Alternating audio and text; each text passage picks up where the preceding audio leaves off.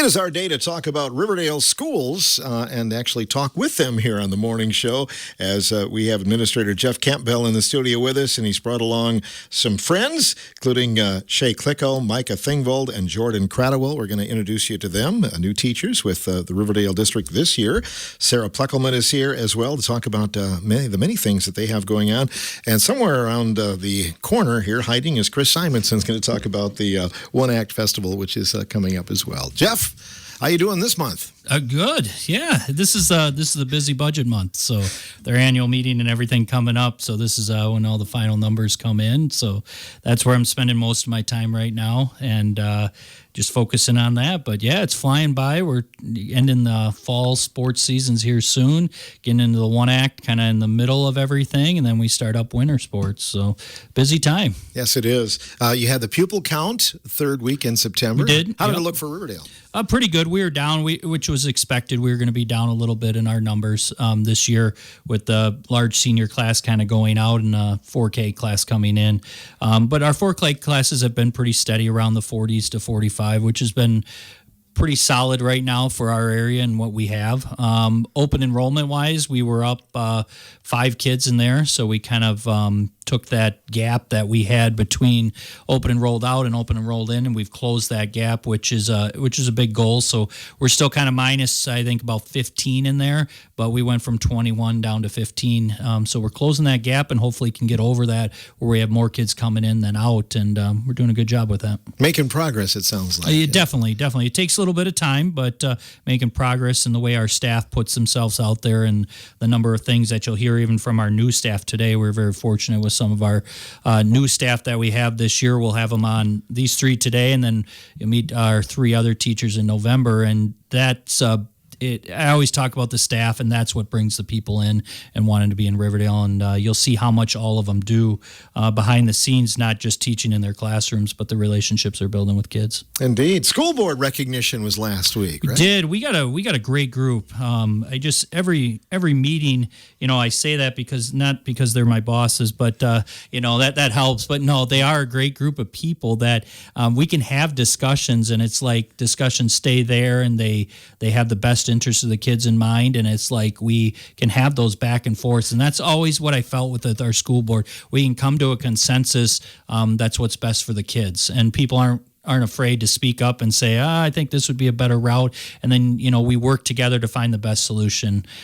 Starts with our president, Bill Tracy. He's been on the board, I don't know the exact number of years, but a great leader for us, for Riverdale. Nick Stitzer, he continues to, him and Gary Stanek. Gary, who I think is on the board the longest at Riverdale, those two were just recognized at in our regional meetings at CISA just this month, and for just their kind of going above and beyond, attending a lot of the leadership development that school board members can do that. It's nice to have a couple people on your board that are going above and beyond and doing that stuff, because everybody, the school board is elected position, but they also hold full-time jobs elsewhere. So to get to those extra things is really difficult with families and everything. So they're going, doing those things to kind of help our board and keep them updated on what the state is having. So good recognition for both of them. Then we have Dave McHenry, former high school principal at Riverdale, just a top-notch individual, and he was an English teacher before that. So he brings in a lot of that knowledge behind the scenes of, what we're battling day in and day out. Darren Miller. Darren had 2 kids. One graduate from our district. 2 kids go through our school district. And so he's well-versed in what Riverdale is. Riverdale alum, too. Darren Meese, he's got a number of kids working through our district right now. His wife also works in our district, so very involved. He's very involved in things within like coaching and that in the summertime with the youth programs. Mark Cooey, who just had his last daughter graduate last year and stayed on the board. That says a lot. Mark's got a lot of experience working in a number of different county board positions and that, so brings a nice perspective to it, a perspective to budgeting and different things that they're doing. Works at Schreiber's and works in a higher up position at Schreiber's and working with hiring people. So when it comes to hiring and that, he's got good input for us, knows what we're going through with kind of shortage of workers and that as he tries to balance things. Ronnie Harris, she also had 2 students that worked through the Riverdale School District and graduated from Riverdale. And she's out of the Evoke area, was just currently served as the village president, too, for a period of time. So once again, leadership position coming in and being on a board, it really helps to have those perspectives. And then Mandy Kenyon, she's our newest member. Filled in for a position, will go up for re-election again in the future here. But once again, an individual that has, she'll have her 3rd kid going through the system right now, and then her husband's also a paraprofessional within our district and also a basketball coach. So it really gives a great perspective on what she can bring to the board, and we're very fortunate she was able to step in when we had an opening and take over that position. So a nice board. We have a 9-member board, and so it's they're very supportive of our students in the district. It sounds like all ages, too. You've got a lot of demographics represented there, don't you? We definitely do, and a lot of backgrounds and things that they bring their expertise to. And school boards, I think, before COVID, were just kind of rolling along, and then COVID came along, and they were kind of put front and center in a position that a lot of people were like, well, now you got to make these giant decisions about keeping schools open and all of that. And a lot of them, it was kind of eye-opening for people, and it was kind of put them front and center. And our school board responded in the best way possible, and they're always willing to listen. That's the biggest thing, and our constituents can reach out to them, and if any concerns or anything they have, and then they bring those forth to us. But yeah, we got a nice blend of people, and we hope we can continue to keep this board intact because they're supporting a lot of great things we're doing. You mentioned new staff. You brought along 3 of them today, but I know you're pretty proud of the new hires. Oh, we definitely are. We talk about. People talk about a shortage and it's hard to get people. And we were extremely fortunate to have these 3. We'll talk about this month sitting here. And when positions came open, for them to apply and put themselves in a position to be part of our district, I just can't say enough about, the things that these 3 have done. We were more familiar with Jordan early on because she did a long term with us last year. And so we knew Jordan. She was a graduate. Micah, we had to coax back from, far away down in the Madison area. And then Shay just became a person that was right there, lived in our community, and here she is working with us. And it's been the loads they've taken on are not easy, but varying experience levels. So I'll give a chance for them kind of talk about their experiences now and where they came from. All right. Good morning, Shay. How are you? Good morning. Good to have you in here. For some reason, you may have to push that switch on your microphone. Do your own engineering there. Push it up towards you. Let's see. Does that help? That worked? That worked. Okay. Yeah. Somebody shut that off on me. How about that? It wasn't me. Good to have you in here. So tell us a little bit about yourself. Yeah, so I grew up in Reedsburg, Wisconsin, graduated from Reedsburg Area High School. I then went on to get my undergraduate degree in liberal studies with an emphasis on history, specifically ancient history, but I would consider myself pretty well-rounded. And then I went on to do my master's in curriculum and instruction at UW-Madison, and I actually just graduated from that program in August of this past summer. What attracted you to Riverdale, Shay?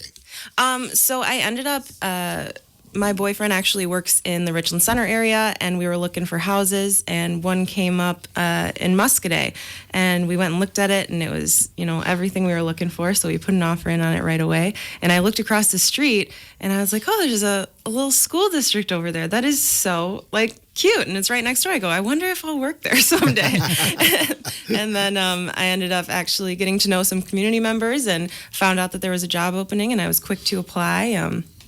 And at my interview, I'll remember the junior high, senior high principal, Sarah Gruen. She said, Riverdale had this sense of community. The school district had this warm sense of community that you really just can't explain until you experience it. And I always think about that, almost every day at work. It's been just such a phenomenal district to work for. So much support, such great staff. So I'm so glad that I happened upon Riverdale School District, and I'm so happy to be a part of it. And you can walk to work? I can walk to work, and I did this morning. I didn't really plan on it, but that's awesome. Nice. So does it feel like a family? It 100% does. The support since day one has been just, I couldn't ask for anything more, whether it's, the people at the district office. Jeff is so incredibly supportive and receptive to anything you need. Sarah Pluckelman came over from the elementary to help me go through some FBLA stuff the other day. My fellow teachers, Micah, Jackie Dahlberg, everyone in the building has just welcomed me in with open arms and been there for anything I need. So. And what do you teach at Riverdale? I teach a few things. I teach 7th grade world history. So we're talking about ancient empires right now, which has been pretty fun. The kids are writing some historical fiction essays. And then I teach American history. So we're talking about European exploration into the Americas right now. And that's 8th grade. Next semester, I'll be teaching 9th grade geography. So I look forward to that. I also teach an elective, mostly juniors and seniors, which is global studies. And right now we're analyzing First Amendment rights in the modern day, looking back at some very famous SCOTUS cases having to do with the First Amendment.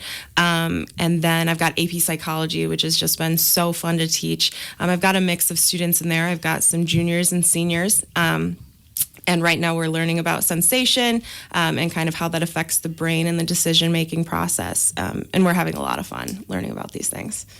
I'm not always sure if young people get into history like I did. Now, I was a geek, but, I mean, do you find that students are fascinated by the past, or how do you get them interested? Yeah. I think I like to teach history a little bit backwards. So typically I'll start with a more modern event, something that they can situate themselves in and have some level of confidence in their prior knowledge and what they understand about what's going on today. And then we'll throw it all the way back, sometimes to ancient history, and talk about how we got to where we are today. So we talked about some recent things that they might recognize in modern day law, some recent cases that might be interesting to them, or even some of those silly laws that you look back on, like you can't tie your elephant to a fence post. And then we'll talk about, how did we get to this point? How did these laws come into play? And we go all the way back to Hammurabi's Code, one of the first written law codes. And so I find that by situating them in the modern day, it makes ancient history and the past a lot more relevant to them. Indeed. Sometimes movies come into play too, Absolutely. Things that they've seen. Yeah. We haven't got to our first movie yet. We do some good crash course YouTube videos sometimes, but we're working on a movie as a reward towards the end of the semester. So. Sounds like a good deal. Yeah. I know you've been helping out with the cross-country team, and how's that going? Yeah, that's been so great, so much fun. We have a great family. Our cross-country team is super close-knit. We've got some great runners. The middle school had their last race last night at Cuba City. We had 2 middle school girls place, a 3rd place and a 6th place, and then we had one more who was just at that 15 medal cutoff, and she got 16th place. So they ran really hard. They've been doing great. And then high school has their conference meet at Cuba City as well on Thursday, so we look forward to that. And then October 25th will be sectionals in Prairie du Chien, and then fingers crossed we might head over to state after that. Yeah, we'll hope you do. Riverdale Invitational has long been kind of that gauge right before the postseason begins, and you had that on Saturday. I don't know how you orchestrate that all because there's so many runners involved in that thing. Yeah. You had a good day, didn't you? We had a great day. The weather was wonderful. People showed up nice and early. We had some buses showing up around 7 a.m. We had the concessions up. A lot of parents brought delicious baked goods, which we much appreciated. We had, I can't give you the exact number, but upper 600s for racers. And people really look forward to the Invitational. It's a place where a lot of runners PR. We've got that really nice traditional cross-country course. So you go out into the woods. It's nice and flat, no significant incline. So the kids ran it really well. We had almost every single one of our athletes PR'd on that course. And then we did have our one of our middle school runners place as well. It's a tough course to place at with that many runners. But they did amazing. They did a really great job. We were very excited to have everyone. It's cool to see the field filled up with tents like that, and everybody just so high energy and happy to be there. So it was great. I look forward to it next year as well. Was that your only home meet then? Yes, yep, that's our only home meet for the season, and it's a big one. Yeah, So it is. If you're going to do it, you do it yes, big, right? Exactly. Well, we'll come back to you, Shay. Nice to meet you. We're going to move it over to Micah Thingvold. If you want to swing that over to you a little bit, there you go. Good to see you again. Good to see you, Phil. What brought you back to Riverdale? Well, it always seems to come back to family when you think about like what's going on in life and what's most important. So family, my family kind of changed in the last few years. So my wife and I, we finally became a couple, and then we had a daughter. And our daughter, we wanted to make sure it was around her grandparents as much as possible. So both our grandparents are both still in the area. So having that opportunity to be closer with family was really great, and just kind of a nice little reset from a bigger area where, you don't get quite as much time as you maybe would like with your family, and being able to come back and being able to recenter has been really great. So where were you teaching at prior? I was at Wanakee. So after graduating Riverdale in 2003, and then graduating from UWL with my teaching degree, I moved to New Auburn, real small community, kind of similar to Ithaca. And then from there, went to Wanakee, where I've been the last 13 years, kind of teaching sixth grade math and science the whole time. And then eventually working my way up the coaching ranks in baseball as well. So starting at JV, then helping Hall of Fame coach there, Spencer Lee, and the varsity level, and then eventually taking over for him the last 4 years. And then this spring, Jeff and I were having a Jeff reached out, or I reached out. I don't remember how it quite worked out, but we're having a conversation about the opportunity to come back. And there's just always been something like Riverdale's always been home. So that ability to come home, that safe environment, and getting away from Wanakee a little bit, where it was awesome. I loved every minute of it, but it was time to kind of shift gears back to being home. Mm-hmm. Does feel like family, though, doesn't it? Absolutely. Yeah, I think Shay hit on that. Our whole hallway, we have 4 teachers down our hallway, and we all just kind of, whatever we need to do that the student needs, we're going to be doing it for them. So it's been pretty amazing to have so many people that are around that just immediately invest into the students. I have to wonder, how much did your father-in-law recruit you then, too, Kurt Thompson? He might have had a little bit to play there. Yeah, so I mentioned Spencer Lee, Hall of Fame coach, and then I'll go from helping Spencer Lee to another Hall of Fame coach. I feel pretty lucky in having some really great coaches. Father-in-law, I mean, I played for Kurt. That was a pretty cool experience, so being able to come back and help out has been pretty great. He actually gave me my start as a high school coach, too, so back, I think it was 2009, they had enough guys for 2 teams and they needed a JV coach. So he offered me that position. So being able to, I've started my coaching career with him, and now being able to come kind of full circle and kind of always been kind of in touch, but now more recently, as he's become my father-in-law, learning a lot more from him has been really great. So you'll be on the staff in the spring then? Yeah, helping him as much as possible. Yeah, I joke with people, my goal is to keep him coaching as long as I possibly can. He's done so many amazing things. The longer he can be around the guys is awesome. Yeah, just listening to all the other teachers talk about Kurt's involvement has been amazing, and how positive of an experience he gives everybody, just makes everybody feel at home. And it's even cool to hear how other teachers will talk about the players of the baseball program and the impact that Kurt has on those students and athletes, and how they rise to the occasion no matter the situation. It's pretty great to see his impact. His longevity and in terms of the program is always strong every single year. That's a testament. And I wonder about a new coach getting into it today, if they can last as long as he has, because it's tough. It is, yeah. It takes a special kind of person to be able to want to stick with it and continue to grow something as great as he has. Yeah, I don't know how he does it. It is a lot. It is a challenge, and he seems to make it just seem seamless. He just makes it look so easy, and it is a lot of work, and he does a really amazing job at it. To do it for as long, I don't know. That's You don't see it too often. It is rare. It is rare. So very fortunate, that's for sure. Definitely. Gets the most out of athletes that are out for other sports. Like I think about wrestling. I think about the Brewers. Got all these, these short and stocky guys playing. That's kind of Riverdale baseball. Right. Sometimes. That is. Yeah. We're going to be a gritty bunch. We're going to find our way. That's kind of been our MO since Jeff and I were playing back in the early 2000s. So just having, he always makes the most of it, and really the most for any player, makes the most of the situation for him. So, Jeff, do you know which Brewer was a state tournament wrestler in I high don't. school? Don't you? No. Mike? Caleb Durbin made it to state in he wrestling. Looks the part. yeah, definitely. Yeah. That's your trivia for the day. Good. So you teach math then at Riverdale? Teach math. Yeah, I have 7th grade math right now, and then I also teach algebra, and then we have like a kind of a math of sevens essential, we call it, and it's it just helps those core skills that we really need a little bit more time to emphasize on. So I have those students again. So yeah, math 7 is a lot of beginning of algebra kind of stuff and looking at just getting into geometry, like the very basis of some of those kind of where things are going to go. And then obviously algebra, everybody's favorite high school class, I think. So, trying to make that as engaging and as fun for those primarily freshmen as possible has been a great fun challenge for me this start of the school year. You must have liked math back in the day, huh? I did, yeah.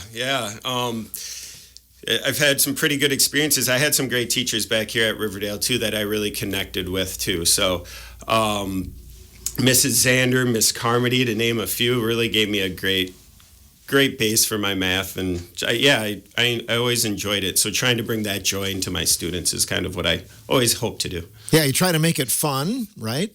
Try to. Sometimes math is a little tricky to do that, but, we make the most of it, and we find some different ways to have fun. It might not happen in that curriculum, but you can definitely bring the joy out of anything you're teaching, right? Do you still have math teams and math competitions among schools? Yeah, we do. I'm still starting to get back into that. Where I didn't have to do a whole lot of that, right? But now that we're getting back here, we will definitely I'll be more involved in that math team for sure. I think most of that stuff starts in the spring, late winter kind of season. So get them all coached up. Get them ready to go. Yep. We're going to take a break and come back. We still need to talk to Jordan Cradwell and Simo, and Sarah Pleckelman is here as well as we talk about Riverdale schools on this day's morning show.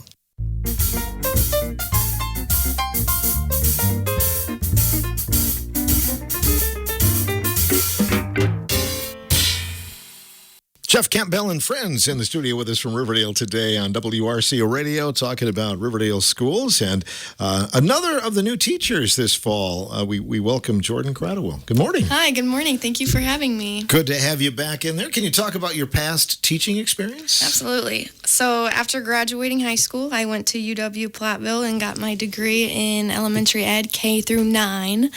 And then there was a position open at Riverdale for a long-term substitute in music.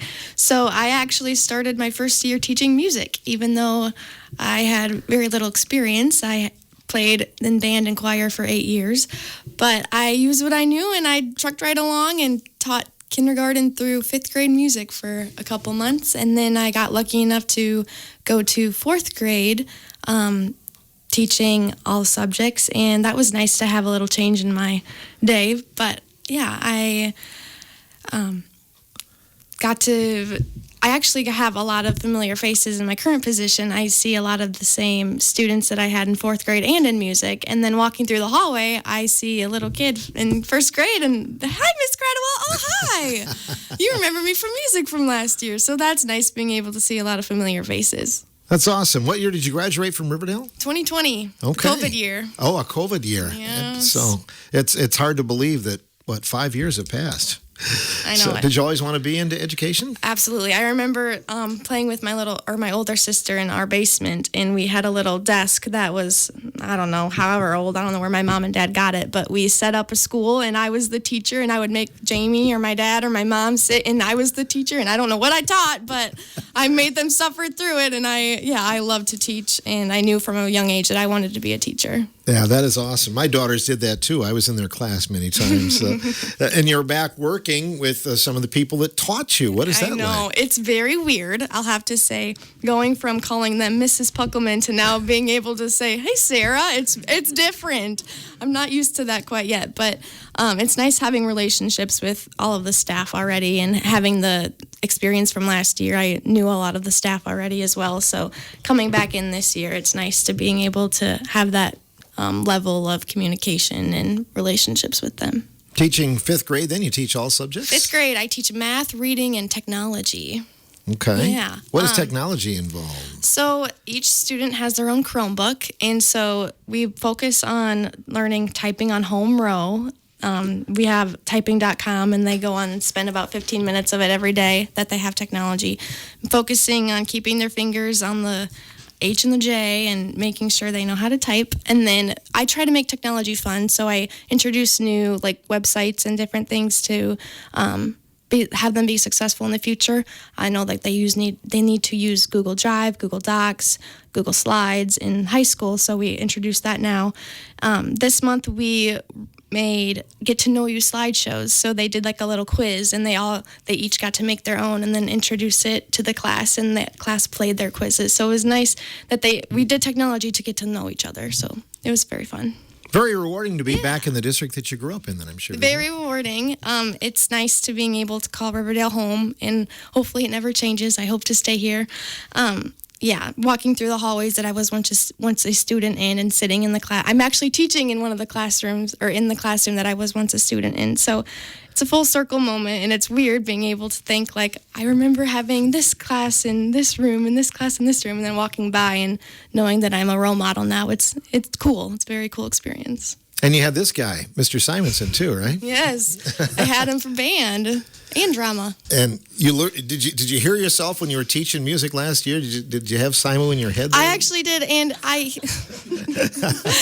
remember all the cool things that we did in elementary music when we learned to play the instruments for the first time. So I wanted to make it full circle and teach the students how to play the instruments properly. And I remember Simon, when we played the drums and making sure we hold the sticks correctly. So that was in the back of my mind, teaching the other kids. The whole time. Well, Mr. Simonson is here. We'll give him some equal time as well. Chris, you're going to be hosting a one-act festival in Riverdale. Can you tell us a little bit about it? Sure, Phil.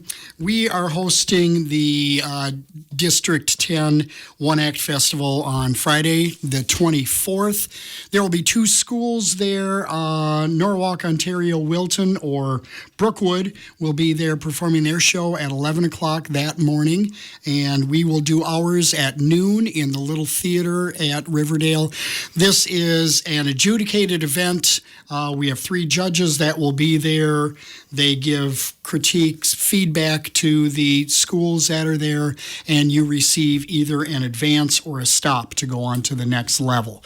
And it's rare when somebody receives a full stop at this level, because everybody's working toward a finished product, and that's one of the things that they're asking for. So, it begins at 11 a week from Friday. There is no admission charge, so anybody that wants to come and see the plays is welcome to do that. What are you putting on this fall? We are doing a show called Andromeda's Galaxy by Alan Hanel. It's a neat story. We did it about 15 or 16 years ago. The story is a girl whose parents named Andromeda because they were Star Wars fans, Star Trek, the superior of that genre. They were Star Trek fans, as was her daycare teacher, and so they named her Andromeda. And what's happening is, as she's going through her life in high school, all the stress that she has is being kind of transferred to her inner monologue, which is on the Starship Enterprise. So there's the crew of the Enterprise there. always happening and reacting and doing things that are in her mind while she's talking to friends, parents, grandmother, a nasty boyfriend. But it's a fun script, and it gives the kids a nice chance to do some things. Does somebody wear Spock ears or not? No, there is. Our Spock is called Lieutenant Rhombus. But it is a Spock character, but we haven't given him the ears. What about the students that are in it? Could you talk about some of the students? Sure, we've got a number of students. We lost some great seniors last year. You know, that always happens. We have people that graduate and later become teachers at Riverdale. But we also had some kids who were eighth graders last year who did our radio play and our spring play who are now freshmen. We also picked up a student or two who have not been involved before, who are sophomores or juniors that are on stage or backstage. So we've got quite a good sized cast of kids and support groups. And Riverdale's got a good track record of going on to the next level, right? We do. They're when I first took over at Riverdale, I didn't realize just what a history there was there. I mean, there are forensics and drama trophies from the 1950s from the Wisconsin River League for Riverdale, and I remember Jean Burkett. Speaking of her, one of my teachers at the campus, my director at the campus, as she was yours. She was also my dad's English teacher at Lone Rock High School.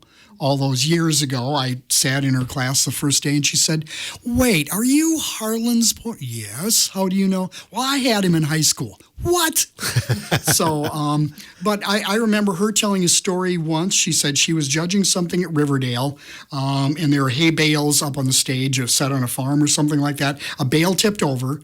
Two guys look at each other. They just shrugged their shoulders as the scene went on, walked over, picked up the bale, put it back where it was supposed to go while everything else was happening. So, that tradition has been there for decades. Very good. And the cast members? Cast members. Here's who we have in the cast. Make sure I get everybody. First of all, a big thanks to Katie Benedict, Katie Fritz, who is a co-director with me. She has been just phenomenal to work with. And her husband, Steve, who is a janitor in the district, who will come in and help us with numerous things. They have a long story drama background, so that's nice. But our actors include Vivian Benedict, Braley Bedward, Abe Schaefer, Wyatt Bray, Mark Wilkie, Movana Zarbach, Fiona Zarbach, E.J. Justum, Eli Steiber, Adrian Rush, Archer Imhoff, Sienna Deglow, Adrian Rush. Oh, said Adrian once. Yep. Ezra Noble, Delaney Imhoff, Gary Compton, Priscilla Dudley, Addie Putz, and then our crew is Trinity Fry, Diana Medina, Chloe Pauls, and Nora Wolf. So Okay. big bunch of folk. You're not in the school every day like you used to be. Is it as easy to recruit kids to be in the cast? Or? Well, the kids kind of do the recruiting for us. Really? They pull in their group of friends. Oftentimes a percentage of the drama kids are the ones who don't feel they necessarily fit in a lot of other places, and they find that home. They find that safe place in the theater, and they're kind of attracted to one another. And so I find a lot of the recruitment has come from the kids actually saying, "Hey, you need to come and be in this play come on in with us." And so that's been really nice. Awesome. And again, the festival is coming up next Friday? Next Friday, the 24th. First play is at 11. We go on at noon. Again, there's no admission charge, and the public is more than welcome to come and see some great theater there. Does Riverdale have school that day? They do not. Okay. They do not. It was a release day for whatever reason. But, All right. So, yeah. Good opportunity. Yeah. Thanks for coming in, Chris. Thank you. You bet. Chris Simonson joining us, and we've kept her silent way too long. Sarah Peckelman. Good morning. Good morning, Phil. Thanks for having me this morning. Good to have you in here. You want to talk about a few things going on, including the Wisconsin Rural Schools Alliance. What's that all about? Absolutely. So the Wisconsin Rural Schools Alliance, or WRSA, is actually an organization that started back in 2008 with just a group of CISA members and district leaders who recognized that rural schools really didn't have a strong voice like in state politics and national politics. But rural schools makes up the majority of schools in any state, not only Wisconsin.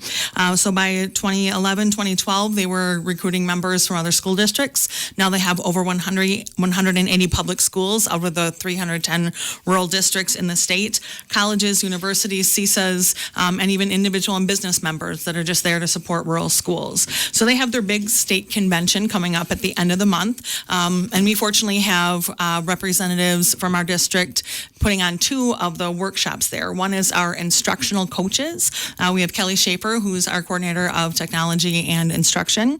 And then our 2 instructional coaches, Sherry Wilkinson and Lynn Terrell. And the 3 of them got together and are going to present on leveraging your instructional staff as instructional coaches.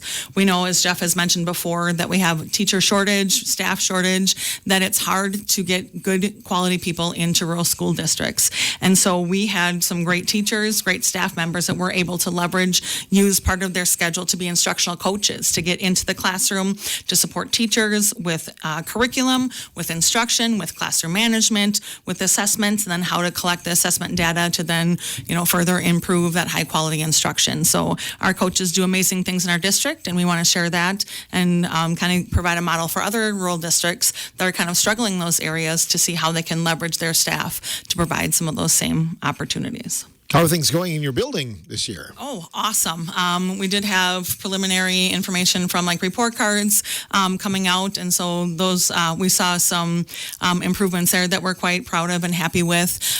We know that we look at not only the district report cards, and I think Mr. Campbell is going to talk about some redefining ready things and ways that we're moving kids forward and making sure, with our new vision and mission, that all of our students graduate college, career, and life ready.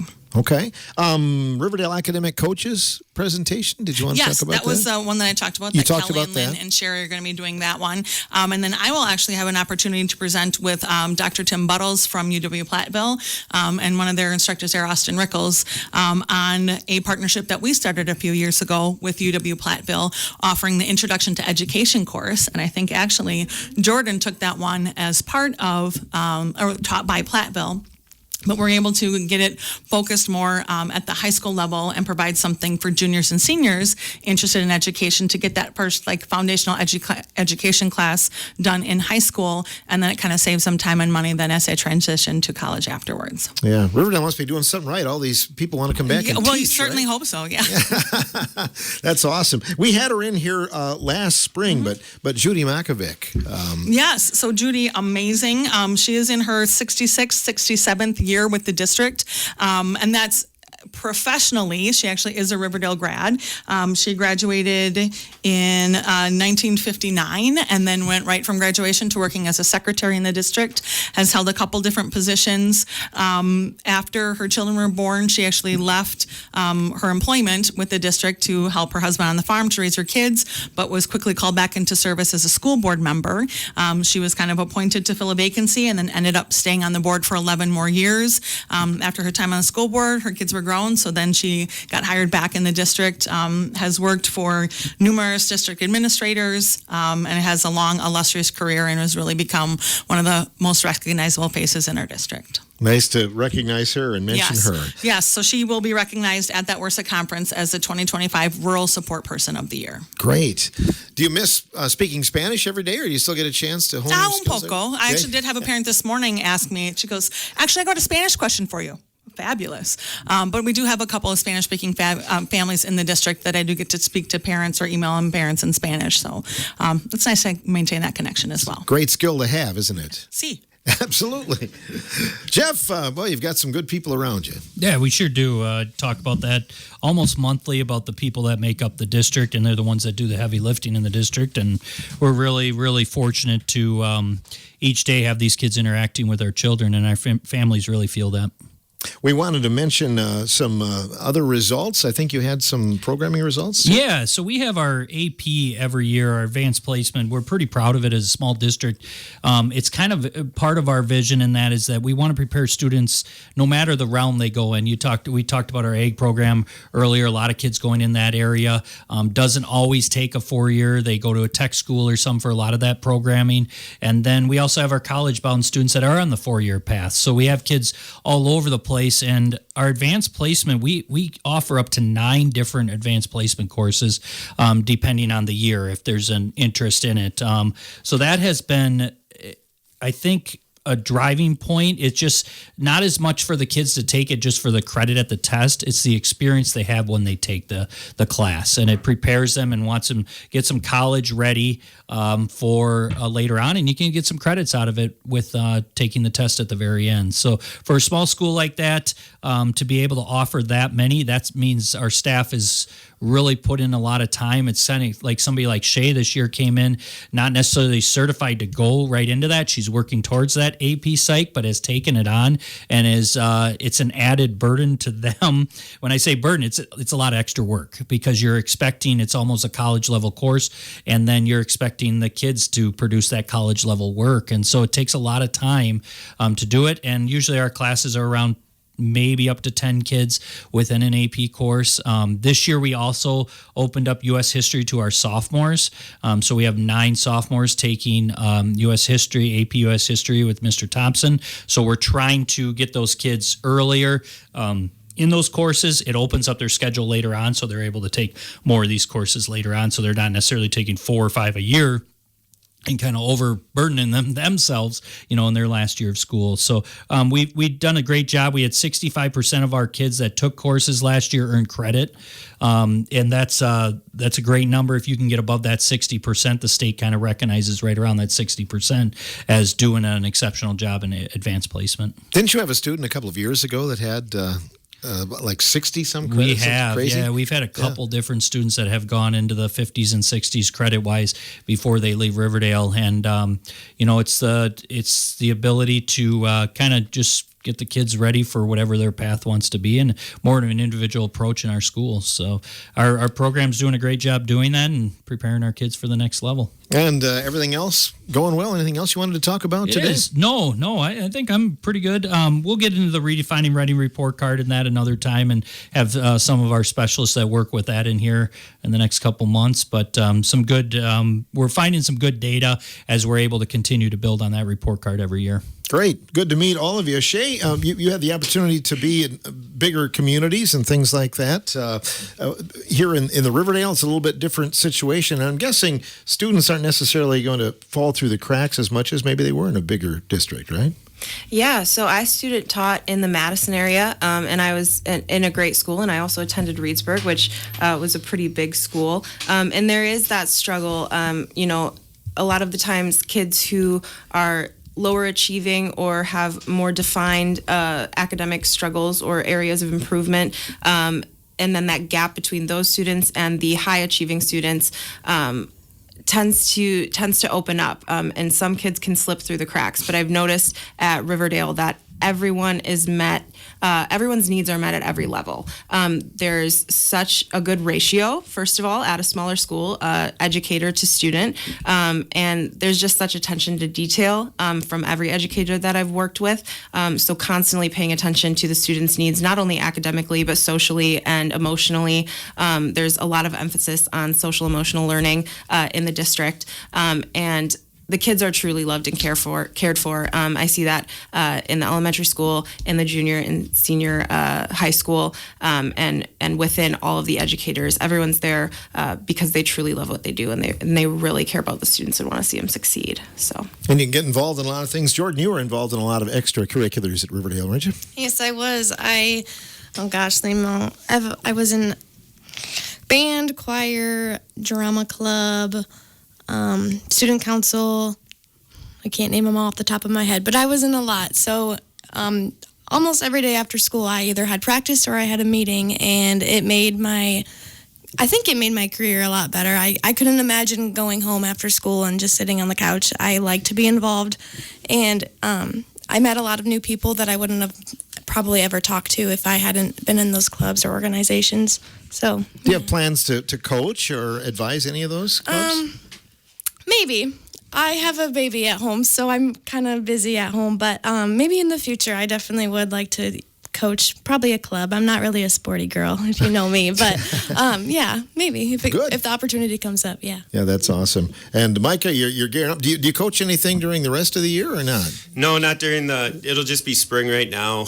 Look to help out any program that's looking for a way to help out. I try to make myself available to them to just kind of be there to be a good support person until it's more my season. So Otherwise, coaching the math team. coaching the math, getting that math team ready, yeah, for sure.